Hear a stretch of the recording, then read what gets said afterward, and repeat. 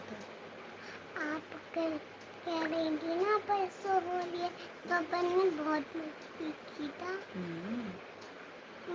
और बहुत सारा कलर डाला था। किसका डाला था?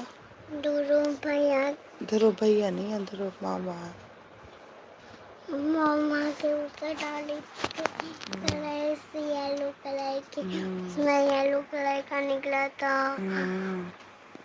और तो ग्रीन कलर का भी लेंगे, रेड कलर का भी लेंगे, और ऑरेंज कलर का भी। और छोटा बीन वाली पिचकारी भी। छोटा भीम वाली पिचकारी चाहिए? हाँ, और एक रेड कलर, वो भी गुलाल।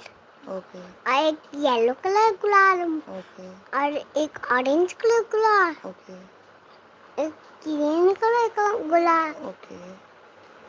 बस 3 ही ले। हाँ।